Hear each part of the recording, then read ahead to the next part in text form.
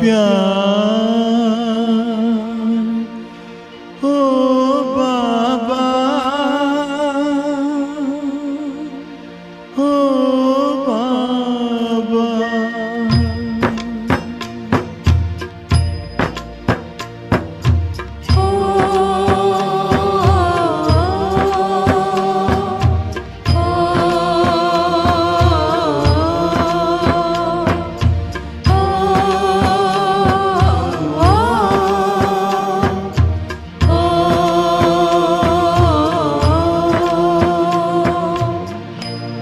तुम्हारा प्यार ओ बाबा सुखों का सार देता है। तुम्हारा प्यार ओ बाबा सुखों का सार देता है। तुम्हारी याद में खुशियों का सब संसार मिलता है। तुम्हारी याद में खुशियों का सब संसार मिलता है। तुम्हारा प्यार ओ बाबा,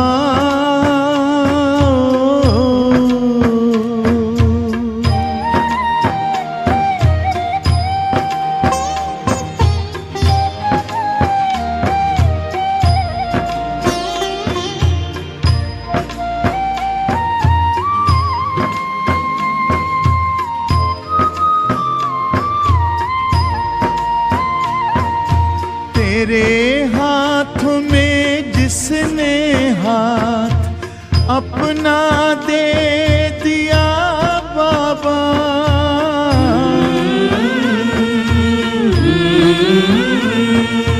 तेरे हाथों में जिसने हाथ अपना दे दिया बाबा, तेरी राहों में चल कर साथ तेरा ले लिया बाबा, साथ ले लिया बाबा।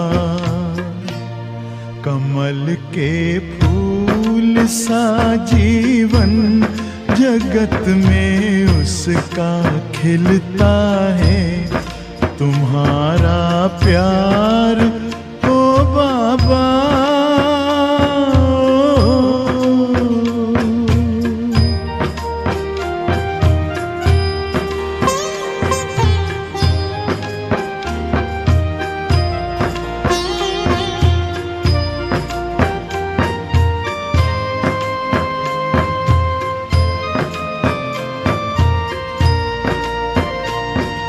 नजर जिनकी सदा तुम पर बसे, जिस दिल में बस तुम हो,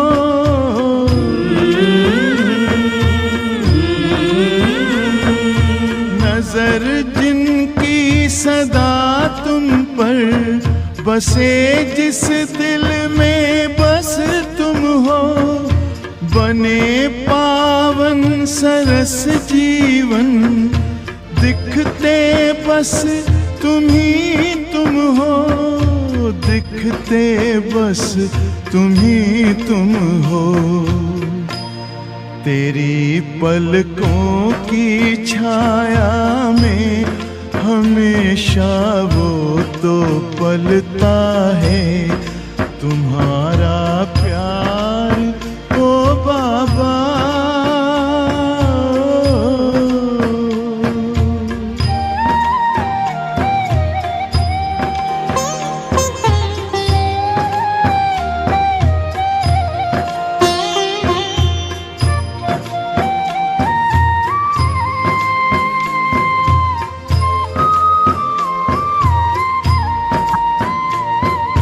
जिसे तू मिल गया बाबा, नशा नारायणी उसको,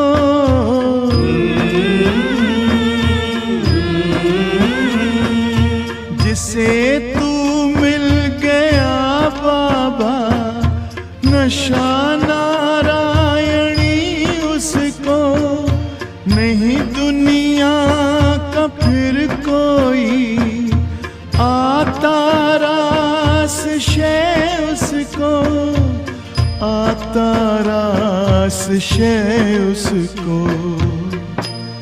गगन में पंछी बन उड़ता, सितारों पर वो चलता है। तुम्हारा प्यार ओ बाबा सुखों का सार देता है। तुम्हारी याद में खुशियों का सब संसार मिलता है। तुम्हारा प्यार ओ बाबा सुखों का सार देता है। ओम शांति। Good morning. 18 सितंबर 2021 प्रातः मुरली। बाप दादा मधुबन। मीठे बच्चे, चैरिटी बिगिन्स एट होम। अपने परिवार वालों को ज्ञान सुनाओ, अपने हमजिन्स का कल्याण करो। प्रश्न, किस श्रीमत का पालन करने वाले बच्चे अपनी अवस्था को एक रस बना सकते हैं? उत्तर, अवस्था को एक रस बनाने के लिए बाप की श्रीमत है, बच्चे रोज सवेरे सवेरे उठ बड़े प्यार से बाप को याद करो, अपने को आत्मा समझो और बाबा जो सुनाते हैं उसे सुनो। अगर याद नहीं करेंगे तो फालतू ख्यालात चलेंगे, व्यर्थ संकल्प आएंगे। इसलिए बाबा राय देते हैं, बच्चे रोज सवेरे सवेरे उठ अपने आप से प्रतिज्ञा करो कि चलते फिरते खाते पीते भोजन बनाते एक बाबा को ही याद करेंगे। ओम शांति। मीठे मीठे बच्चे जानते हैं, रूहानी बाप हैं सभी रूहों का बाप, जो सबसे ऊंचते ऊंचे, उनको ही सिवाय नमक कहते हैं, फादर भी कहते हैं। वह बाप स्वर्ग का रचयिता है, जिसको पतित पावन ज्ञान का सागर कहा जाता है। अब तुम समझते हो हम उनके साथ बैठे हैं, यह तुम बच्चों को समझाना है। जैसे कहीं पर एक गीता पाठशाला में एक कृष्ण का लंबा चित्र 6 फुट का था। अब कृष्ण को वास्तव में छोटा ही दिखाते हैं, फिर कहते गीता का भगवान था, तो भला गीता कब सुनाई? बचपन में, और जब 6 फुट का हुआ तब सुनाई। राधे और कृष्ण की जोड़ी थी। राधे कृष्ण की क्या लगती थी? राधे को भगवती और कृष्ण को भगवान कहते हैं। इन दोनों का क्या संबंध है, यह किसी को पता नहीं है। कृष्ण ने गीता का उपदेश दिया, परंतु कब? जब तुम ऐसे ऐसे प्रश्न पूछेंगे तो मनुष्य समझ जाएंगे कि यह तो सिवाय ब्रह्मा कुमार कुमारियों के और कोई पूछ नहीं सकते। कोई भी बड़े बड़े राजाएं आदि जो भी हैं, वो सन्यासियों को देख पांव जरूर पड़ेंगे। किसी को भी पूछने की हिम्मत ही नहीं रहती। तुम तो हिम्मत रखते हो, कहेंगे ब्रह्मा कुमारियों में इतना ज्ञान है जो बैठ करके रचता और रचना की इतनी नॉलेज देती है, उनकी बायोग्राफी सुनाती है। तुम पूछ सकते हो कि शिव जयंती मनाते हो, पूजा आदि भी करते हो, तो जरूर वो कभी आया होगा, तब तो शिव जयंती मनाई जाती है। वो कब आया? शिव बाबा तो है निराकार, उनको अपना शरीर नहीं है। शिव जयंती मनाते हैं तो जरूर शरीर में आया होगा। निराकार की जयंती कैसे हो सकती है? आत्मा तो अमर है।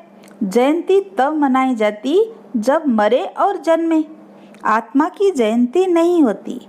आत्मा तो अविनाशी है, ऐसे नहीं कहेंगे आत्मा की जयंती। शिव तो है निराकार, उनका चित्र लिंग का रखा जाता है। तुम बच्चों को यह ख्यालात रहने चाहिए। यहाँ से अपने घर धंधे धोरी में जाने से यह बातें ही बुद्धि से निकल जाती है, चिंतन नहीं चलता। गुरुओं आदि की जंजीरों में भी बहुत फंसे हुए हैं, बात मत पूछो। अबलाएं बहुत भोली होती है ना, तुम उनसे पूछ सकते हो। शिव जयंती मनाई जाती है, परंतु वह है कौन? उसने क्या आकर किया और कब आया? जयंती माना ही व्रत। निराकार शिव का व्रत मनाया, वह निराकार है, तो उसका फिर व्रत कैसे मनाया जाता है? किस में आया? आत्मा शरीर में जाती है तो कहा जाता है बर्थ, जन्म हो गया। आत्मा तो आत्मा ही है। शरीर में प्रवेश करती है तो कहेंगे आत्मा ने शरीर लिया है पाठ बजाने लिए। वह तो है निराकार। उसने जन्म कैसे लिया, किस में आया? उनको तो परमात्मा कहा जाता है। यह किसी को भी पता नहीं है। भल बहुत शास्त्र आदि पढ़े हैं, परंतु कुछ भी पता नहीं है। अभी तुम ज्ञान से भरपूर हो, अभी तुमको ज्ञान ही सुनाना है। कोई कोई 2-3 वर्ष आते हैं, फिर अज्ञान की प्रवेशता हो जाती है। बाबा फिर अज्ञान को निकाल ज्ञान की धारणा कराते हैं। अब तुम बच्चों को ज्ञान दिया जाता है, परंतु पुरुष ज्ञान में, स्त्री अज्ञान में तो जैसे हंस बगुले बन जाए। इसलिए पहले तो स्त्री को ज्ञान देना चाहिए। स्त्री पति को गुरु ईश्वर मानती है, तो स्त्री को गुरु की आज्ञा माननी चाहिए ना। यह यहाँ की बात है, वहाँ तो आज्ञा मानने न मानने का सवाल ही नहीं। सब प्यार से चलते हैं, वहाँ ऐसी कोई बात होती ही नहीं। तो चैरिटी बिगिन्स एट होम। स्त्री ज्ञान में आती है, पति नहीं आता तो क्या कर सकती है? भूं भूं करनी है। बच्चों को भी भूं भूं करना है। अपने हमजिन्स का कल्याण करे, उनको भी बताए बाप को याद करो। अब लड़ाई सामने खड़ी है, बाबा आया हुआ है। मनुष्य पुकारते हैं, हे पतित पावन आओ, जबकि पतित दुनिया का विनाश होना है। तो तुम फिर पतित क्यों बनते हो? माता ज्ञान में है तो माता का काम है अपने हमजिन्स का कल्याण करना। अभी तुम बाप से 21 जन्मों के लिए सारा राज्य लेते हो, तुमको कोई हाथ लगा न सके। तुम सारे विश्व के मालिक बनते हो। फर्क देखो कितना है। ऐसे वर्षा देने वाले को कितना याद करना चाहिए। यहाँ तो बहुत हैं जो सारे दिन में शिव बाबा को याद ही नहीं करते हैं। सारा दिन घर के धंधे धोरी के लफड़ों में ही रहते हैं। नहीं तो सवेरे उठ बाप को बहुत प्रेम से याद करना चाहिए। बाबा, आपसे हम प्रतिज्ञा करते हैं, आपसे हम वर्षा जरूर लेंगे। बाबा, आप कितने मीठे हो, आपकी याद से हमारे विकर्म विनाश होंगे। अंदर में अपने से बात करना, उसको विचार सागर मंथन करना कहा जाता है। बाबा, आपसे हम वर्षा पूरा लेकर ही छोड़ेंगे। अब हमको तमो प्रधान से सतो प्रधान जरूर बनना है, तभी सतयुगी राज्य पाएंगे। बाबा, आपको हम निरंतर याद करेंगे। 63 जन्मों में हमने कितने पाप किए हैं, कितना सिर पर बोझा है। इसलिए बाबा, हम आपको बहुत याद करते हैं। बाबा, हम खाना पकाएंगे, घूमने जाएंगे तो भी आपकी याद में रहेंगे। ऐसे ऐसे बातें करते प्रतिज्ञा करेंगे तो विकर्म विनाश होते जाएंगे। बाबा, हम भोजन बनाएंगे आपकी याद में। हमको सतो प्रधान जरूर बनना है।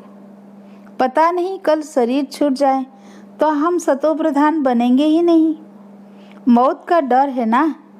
बाबा, हम जीते जी आपसे वर्षा जरूर लेंगे। फिर देखना चाहिए कि आज के सारे दिन में हमने कितना याद किया। कोई भी हालत में याद की यात्रा में जरूर रहना है। गृहस्थ व्यवहार में भी रहना है, युक्ति से चलना है। ऐसे ऐसे तीव्र वेग से पुरुषार्थ में लग जाएं तो याद भी रहेगी और आयु भी बढ़ेगी। भविष्य में तुम्हारी आयु बढ़ेगी। याद नहीं करेंगे तो पद भी कम हो जाएगा। पुरुषार्थ कर बाप से वर्षा तो लेना है ना, और सुदर्शन चक्रधारी बनना है। जैसे हिंदुओं को क्रिश्चियन बनाने के लिए नॉन्स बहुत फिरती रहती है, घरों में दुकानों में जाती है, सबको कहती है बाइबल लो, यह लो। हमारे क्रिश्चियन धर्म में बहुत सुख है। उन्हों की भी मिशन है, बौद्धियों की भी मिशन है। हिंदू लोग यह नहीं समझते कि यह क्या करते हैं। हमारे हिंदू धर्म वालों को क्रिश्चियन बनाते रहते हैं। तुम कितना प्रदर्शनी में समझाते हो, भल ओपिनियन भी लिख कर देते हैं, घर में गए खलास। इसके लिए गाया हुआ है, बंदरों के आगे रत्न रखो तो वो पत्थर समझ फेंक देंगे। तो यह भी अविनाशी ज्ञान रत्न पत्थर समझ फेंक देते हैं। यह भी कुछ समझते नहीं। हाँ, जो इस धर्म वाले होंगे उन्हों को ही टच होगा। बात बहुत सहज है। बाप स्वर्ग का रचयिता है। बाप भारत में आते भी एक ही बार हैं। बाप कहते हैं तुम मुझ पतित पावन बाप को बुलाते आए हो। अब मैं आया हूँ तुमको स्वर्ग का मालिक बनाने। तुम कहते भी हो हम इस भ्रष्टाचारी सृष्टि को श्रेष्ठाचारी बनाकर ही छोड़ेंगे। अभी तो सब नरकवासी हैं। तुम अभी शिव बाबा की श्रीमत पर हो। शिव भगवान उवाच, मैं तुमको स्वर्ग का मालिक, राजाओं का राजा बनाता हूँ। गीता में बड़ा अच्छा लिखा हुआ है। कहते हैं मैं इन साधुओं का भी उद्धार करने आता हूँ। तो यह उन्हों को भी सुनाना चाहिए ना। पुकारते भी हैं पतित पावन सीताओं के राम। अब इसका अर्थ भी समझते नहीं। सब हैं भक्तियाँ अथवा सीताएं। वो पुकारती है हे राम, आकर हम सीताओं का उद्धार करो। फिर कहते हैं रघुपति राघव राजा राम। वास्तव में राजा राम की बात नहीं।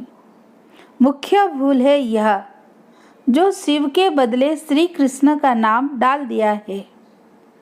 पूछना चाहिए कृष्ण व राम को काला क्यों दिखाया है। सतयुग त्रेता में ही सुंदर फिर श्याम होते हैं। पहले है गोल्डन एज, सिल्वर एज, फिर काफर, आयरन एज।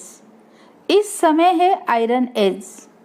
गोल्डन एज थी तो कितना मान था, तो युक्ति से जाकर समझाना चाहिए। वो कोई इतना जल्दी अपना हट नहीं छोड़ेंगे। झाड़ की आयु बड़ी होती है तो झाड़ जड़ीभूत अवस्था को पाता है। आई तो इस दुनिया की भी है ना, नई दुनिया और पुरानी दुनिया। ओल्ड माना कलयुग, तमो प्रधान दुनिया। इसमें एक भी सतो प्रधान हो नहीं सकता। अब तमो प्रधान को खलास होना है। नई दुनिया कौन स्थापन करेंगे? वही बाप। ऐसे नहीं कि प्रलय होती है। बाप को पुकारते ही तब है जब पतित हो जाते हैं। फिर कहते हैं आकर पावन बनाओ।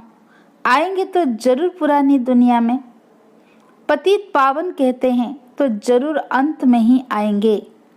खुद कहते हैं मैं कल्प कल्प कल्प के संगम युगे आता हूँ पावन दुनिया बनाने। अभी है यह संगम। अभी बाप सबको सदगति में ले जाते हैं। तो ऐसे बाप की श्रीमत पर चलना चाहिए ना। अपनी अवस्था को जमाना है। सवेरे उठकर बाप को याद करना चाहिए। अपने को आत्मा समझना है। यह शरीर के अर्गान से। बाप कहते हैं हे बच्चों, मैं तुमको जो सुनाता हूँ वह सुनो। मुक्ति जीवन मुक्ति के लिए और कोई की बात नहीं सुनो। परम धाम से बाप आए हैं पावन बनाने। फिर तुम पुराने शास्त्रों को क्यों याद करते हो? भक्ति करते ही इसलिए हो कि भगवान मिलेगा। वो तो सर्व का सद्गति दाता बाप है ना। बाप के सिवा ये नलेज कोई दे न सके। इन लक्ष्मी नारायण को भी ये राज्य कैसे मिला? आत्मा के लिए कहते हैं वह बिंदी है, चमकता है अजब सितारा। बाप समझाते हैं तुम मुझे कहते हो परमात्मा, सुप्रीम सोल। लौकिक बाप को कभी परमात्मा कहेंगे क्या? परमात्मा जो परम धाम में रहते हैं उनको कहते हैं सुप्रीम सोल। वह तुम्हारा बाप है, वह आकर इसमें प्रवेश करेंगे। गुरु शिष्य के बाजू में बैठेगा ना, यह बातें कोई शास्त्रों में नहीं है। अभी तुम जानते हो वह हमारा बाप है। 5000 वर्ष पहले भी बाप ने योग सिखलाया था कि मुझे याद करो और विष्णुपुरी को याद करो, तो जरूर संगम में ही कहेंगे। सतयुग में था एक धर्म, तो जरूर फिर एक धर्म होगा ना। इतने सब धर्म विनाश हो जाएंगे, यह टाइम वही है। बाप कहते हैं मुझे याद करो तो मैं तुमको विश्व का मालिक बनाऊंगा। बाप की याद से ही तुम तमो प्रधान से सतो प्रधान बनेंगे। बाप कहते हैं जो बच्चे अच्छी सर्विस करते हैं मैं उनको याद करता हूँ, क्योंकि मेरे मददगार हैं।